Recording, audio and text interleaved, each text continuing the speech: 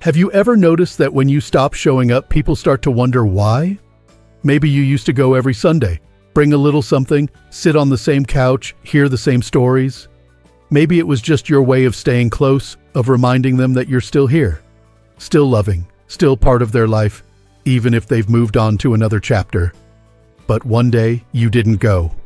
Not because you were angry, not even because you were sick, but because something inside you said, wait, what am I really getting out of this?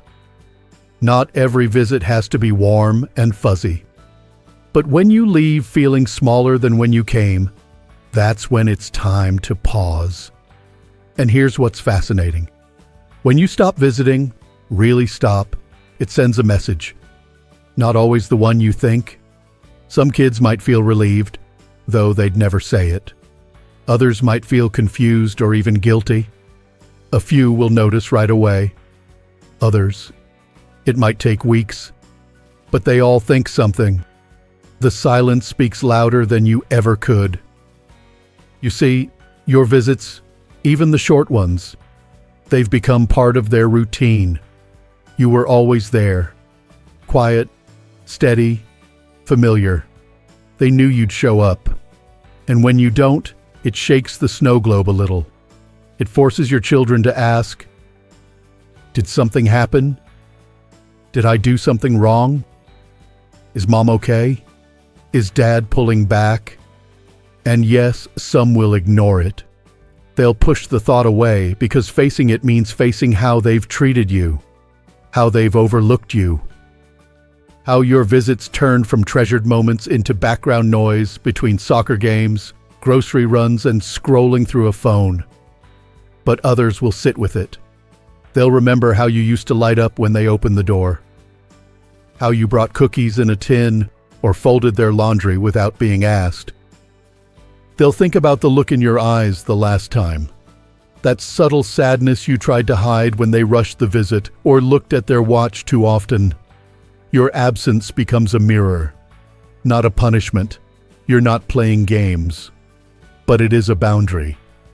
A silent declaration that your time, your energy, your presence, they're not to be taken for granted. Not anymore. It's hard though. I know it is. Especially when you've built your whole life around family, around being needed, around those Sunday dinners and picking up the grandkids and being available like a light switch. But here's the truth. Love doesn't mean losing yourself. Love without self-respect isn't love. It's erasure. And when you pull back, not with bitterness but with peace, your children start to see you differently. Maybe for the first time in years. Not as the helper, not as the backup babysitter, but as a person with limits, with worth, with a life. Sometimes it's only in your absence that they remember your presence. Sometimes it takes stepping away for them to realize how much you actually gave. Not just physically, the casseroles, the errands, the diapers changed, but emotionally. The safety, the steady heart, the way you always showed up even when no one asked. And when that stops, they're left with a question. Why? Now, let's be honest. Not every child will respond the way you hope. Some won't call. Some won't notice. And that hurts. I won't sugarcoat it. You've poured your life into them, and it's only natural to hope for something in return. But here's the secret. Their reaction doesn't define your worth. It only reveals their readiness, or lack thereof, to see you as a full human being. And some of them will rise to the occasion. Maybe they'll call more. Maybe they'll invite you over instead. Maybe, and this is where the healing starts, maybe they'll actually sit and listen. Not out of guilt, but out of awareness. Because absence made the silence too loud to ignore. It's powerful when you no longer show up just because you're supposed to. When you show up because you feel seen, valued, respected. That changes everything. You're not withdrawing love. You're redrawing the lines around your peace, around your energy, around how much of your soul you pour into a space that doesn't pour back. And let's talk about what this looks like in real life. Maybe it means skipping the family BBQ, not out of spite, but because last time, no one really spoke to you. You sat at the edge of the picnic table, smiling but invisible. Maybe it means not offering to watch the kids on Saturday morning because you'd rather go to the farmer's market or read in peace. You've earned that time, that right to choose your joy. Maybe it means not answering every call the moment it rings, especially the ones that only come when someone needs something. Let it ring. If it's important, they'll leave a message. And if it's not, that's okay too. This isn't about cutting people off. It's about cutting the thread that keeps you tied to feeling small, feeling overlooked, feeling like your presence is a favor, not a gift. And trust me, when you treat your own time as sacred, other people start to treat it that way too. It might not happen overnight, but it happens. You'll notice the shift. You'll hear it in their voice when they call and say, "Hey Mom, I missed seeing you. Are you okay?" Or, "Dad, I just realized you haven't come by in a while. I was thinking about you."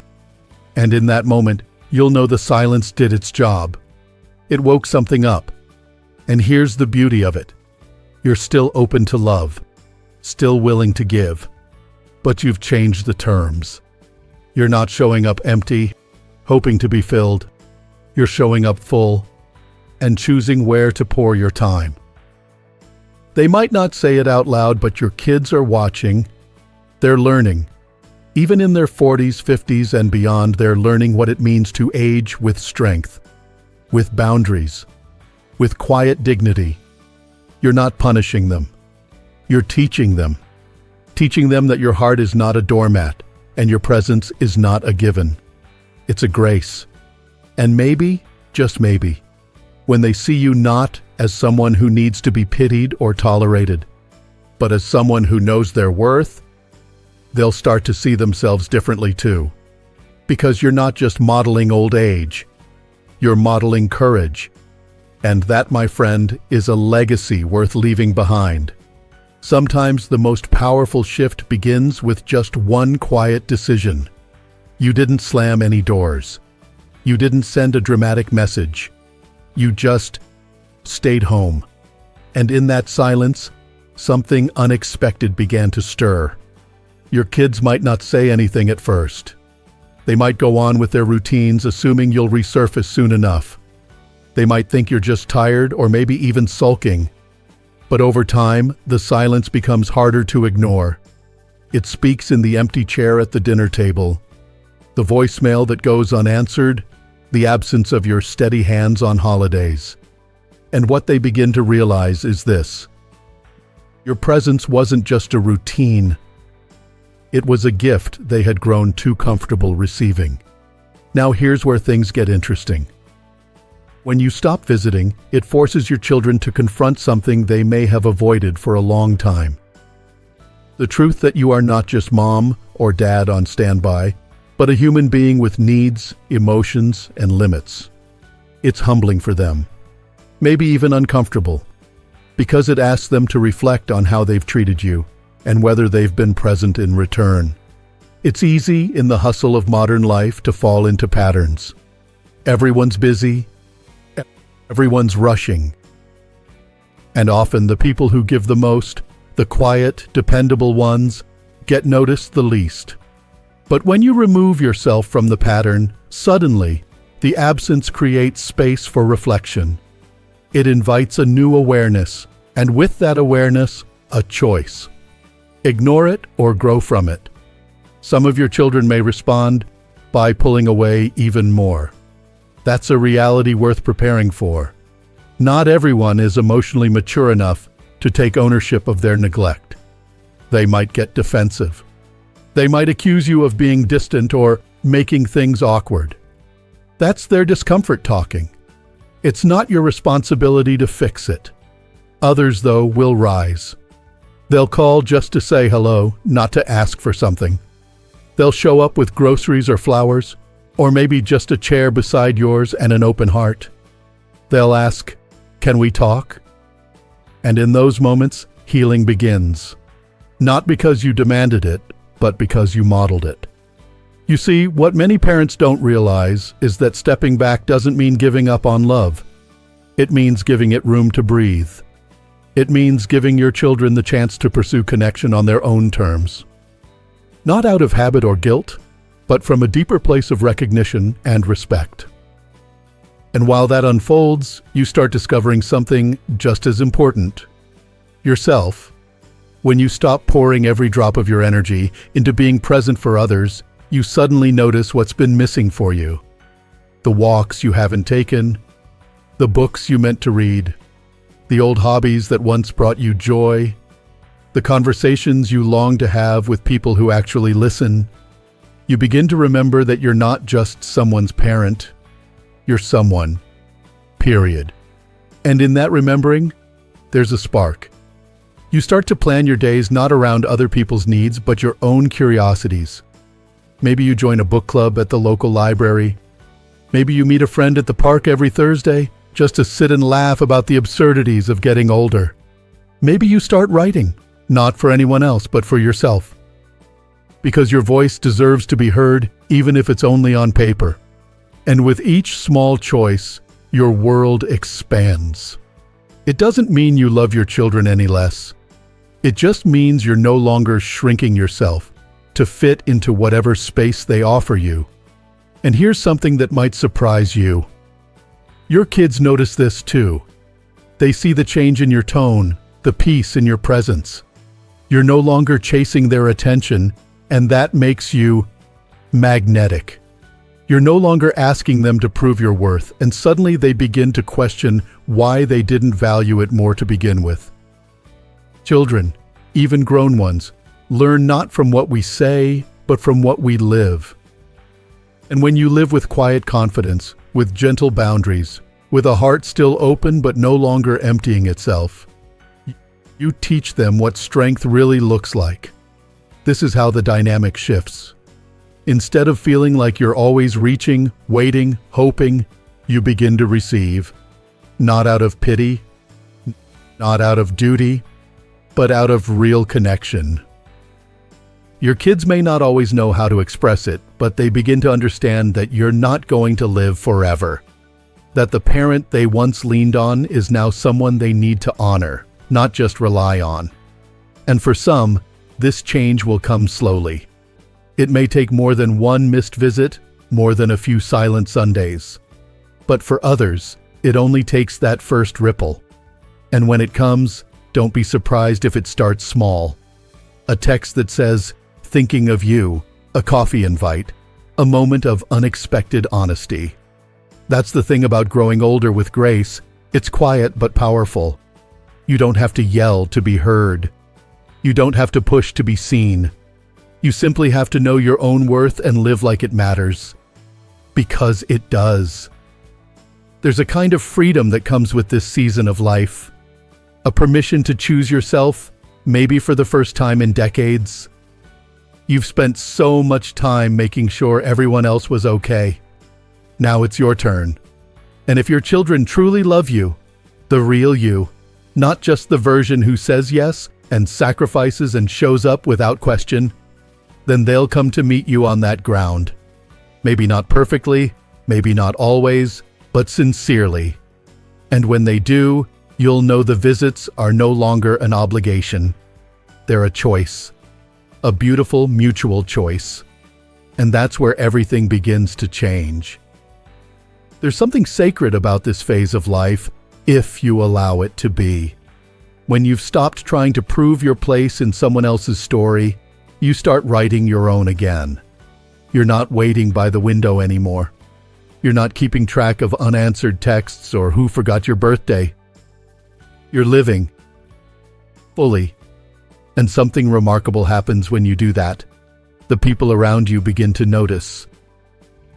The truth is, your children may not have known how deeply you were showing up for them all those years. Not just with casseroles and rides to school, but with your silence, your patience, Your willingness to be there even when you were tired or hurt or unacknowledged. They might never have thanked you properly, not because they didn't care, but because they assumed you always would be there, because you made it look easy. But now, in your quiet absence, they're beginning to understand that your presence was not a given, it was a choice. A generous, loving, sacrificial choice. And when that choice is paused, even gently, the ripple reaches further than you think. Some children might feel guilt at first. That's natural. But guilt isn't always bad. Sometimes it's the seed of awareness. It opens the door to reflection. And from there, to change. They might start wondering if they've been too absorbed in their own lives. If they've mistaken your silence for comfort. If they've confused your strength with invincibility. And here's where you get to teach, not with lectures, but with your living example. You get to show them what it looks like to love without losing yourself, to give without being depleted, to care deeply, but not at the cost of your own peace. This is a lesson that reaches beyond parenting. It's a model for how to live, how to age, with intention. I've seen it time and again. Parents who spent their whole lives in the shadows, suddenly stepping into the light. They start saying no to things that drain them, and yes to things that feed their spirit. They pick up the paintbrush again. They book that weekend retreat. They join a community garden. They start telling their stories out loud, not waiting for someone to ask. And when their children see this, truly see it, many of them begin to reevaluate. They start showing up differently, with less expectation, more respect, with less taking, more listening, and those relationships, once strained or one-sided, begin to soften. Not because the parent chased after it, but because they let go. Letting go doesn't mean giving up. It means giving space. It means you stop trying to fix or force what was never yours to control. You can love your children deeply and still understand that your job now is not to manage their journey. It's to honor your own. And maybe one day they'll knock on your door. Not because they need something, but because they miss something. They miss the laughter, the presence, the quiet steadiness you always carried. They miss the part of themselves that only seems to surface when they're around you. When that day comes, and often it does, you'll know how to meet it. Not with bitterness or "I told you so," but with a calm heart. You'll have built a life so full, so grounded, that their return isn't your rescue. It's just a beautiful addition. But let's be honest, not every child will come back. Not everyone grows at the same pace. And some may never be ready to truly see you as more than just the background figure in their story. That's a hard truth. But it doesn't make you any less whole. You are still the same person who carried them when they were too tired to walk, who stayed up late worrying when they were sick or heartbroken, who clapped the loudest at their smallest victories. And none of that disappears just because someone else forgets to acknowledge it. Your worth is not something they give you. It's something you own. So let's talk about what that means now. It means you don't wait for anyone to tell you when to feel proud of your life. You decide. It means you stop asking, even silently, for validation that should have been given long ago. It means you wake up in the morning and do one small thing that reminds you that your story isn't over, not by a long shot. You cook your favorite meal, even if it's just for you. You buy the flowers. You take the long way home. You leave the TV off and sit in silence, letting your thoughts breathe. You light a candle, not because it's a special occasion, but because you are. And if someone notices, wonderful. If they don't, you still won. Because this life, at this stage, is no longer about proving anything. It's about being, fully, unapologetically, peacefully. It's about knowing that your value never came from how much you did for others, but from the fact that you are still here, still growing, still becoming. And if you ever worry that walking away from the pattern, from always showing up without question, might be seen as selfish, let me remind you, taking care of your spirit is not selfish. It's sacred. You've given so much of yourself for so long. Now is not the time to shrink. Now is the time to expand. Your children might not always understand it. But one day, maybe not today, maybe not even next year, they'll remember how you chose peace over pity. How you stopped chasing crumbs of attention and started planting gardens of your own. And that memory will stick with them. It might be what guides them when they're older too. You are not invisible. You are not a burden. You are not less than simply because you're no longer at the center of their daily lives. You are the elder, the root, the one who made everything else possible. That role doesn't vanish with age, it deepens. So live with that knowing. Speak only when your words carry meaning, not apology. Love from a full cup, not an empty one. And if your kids come knocking, welcome them, yes. But meet them as an equal, not as someone hoping to be chosen again. Because you already chose yourself. And that, dear friend, is the beginning of a whole new kind of freedom. You may not realize it yet, but the moment you stopped visiting out of habit, out of obligation, you began something powerful, not just for your children, but for yourself. It was a quiet revolution, one that didn't make headlines or cause a scene. But inside, something shifted. You stood still in your worth. And in doing that, you started teaching again. Not like you once did with ABCs and packed lunches, but by simply being a person who honors their own time, their own needs, their own soul. People talk a lot about legacy, what you leave behind. Some think it's money or a name etched on a plaque somewhere. But I believe legacy is how people remember feeling when they were around you. It's what they learn from watching you live, especially when you're no longer trying to impress anyone. And here's the truth. Even when your kids act like they're too busy to notice, they're still watching. They see how you carry yourself when you're disappointed. They see whether you shrink when they overlook you, or whether you straighten your spine and go live anyway.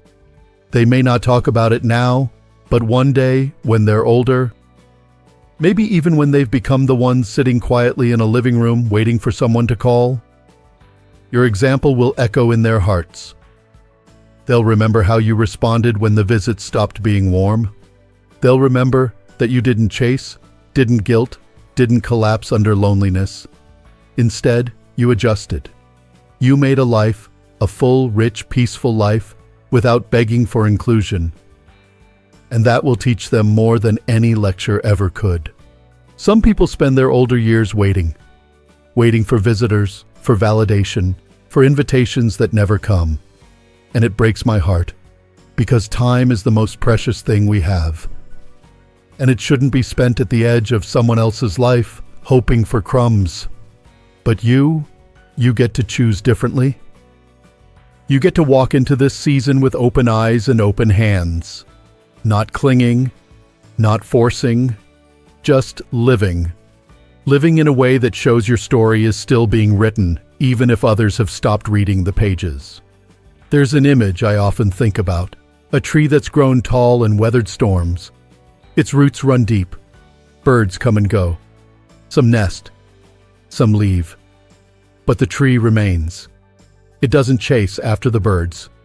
It just stands, strong, grounded, whole. That's you now. You gave. You loved.